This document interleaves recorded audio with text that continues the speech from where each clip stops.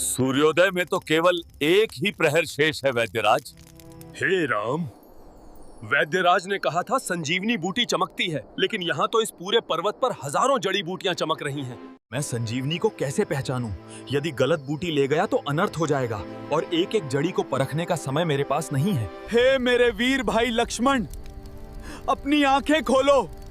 तुम्हारे बिना ये राम अयोध्या कैसे लौटेगा? सुमित्रा को मैं क्या मुंह दिखाऊंगा? जांबवंत, सुग्रीव, विभीषण। प्रभु राम, धैर्य रखें। लक्ष्मण जी के प्राण अभी शेष हैं। लंका के युद्ध का मैदान भीषण सन्नाटे में डूबा हुआ था। रात का अंधकार और भी गहरा लग रहा था, क्योंकि रावण के पुत्र मेघनाद के अचूक बाण शक्ति से लक्ष्मण जी मूर्छित होकर गिर पड़े थे। उनके प्राण संकट में थे। वानर सेना में हाहाकार मचा था।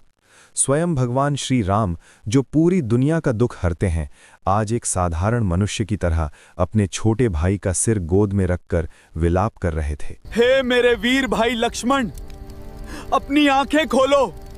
तुम्हारे बिना ये राम अयोध्या कैसे लौटेगा? सुमित्रा को मैं क्या मुंह दिखाऊंगा?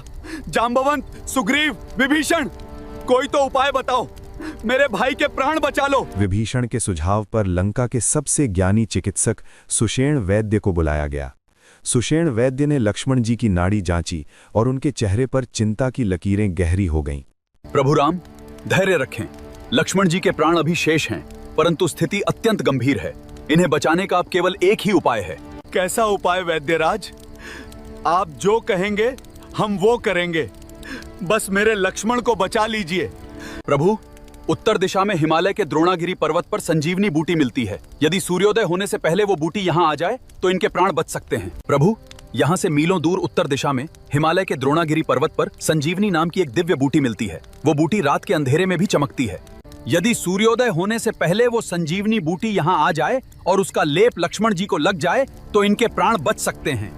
सूर्य पहली किरण के साथ ही ये बाण अपना पूरा असर कर देगा।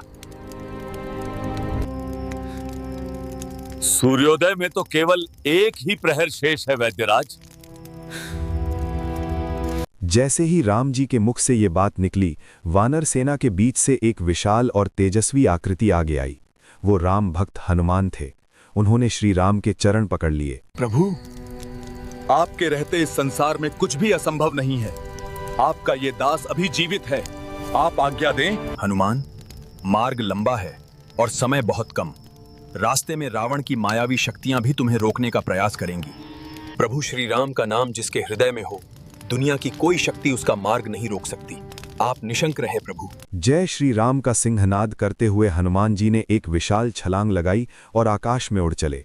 नीचे समुद्र, नदियां, पहाड़ और जंगल पलक झपकते ही पीछे छूटने लगे।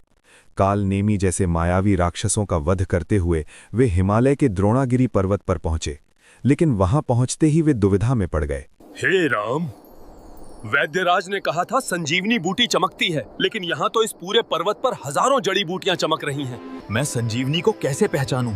यदि गलत बूटी ले गया तो अनर्थ हो जाएगा और एक एक जड़ी को परखने का समय मेरे पास नहीं है।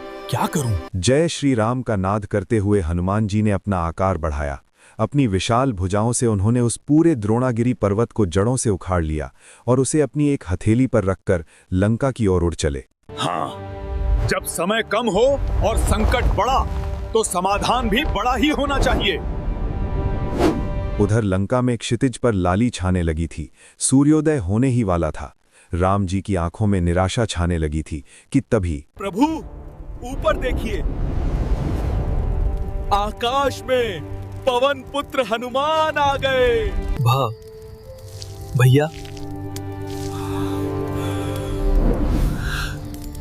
मेरे भाई। श्री राम ने लक्ष्मण को चूमने के बाद उठकर हनुमान जी को अपने गले से लगा लिया। श्री राम गदगद होकर, हनुमान, तुमने आज केवल लक्ष्मण के नहीं बल्कि मेरे प्राण बचाए हैं। तुमने असंभव को संभव कर दिया।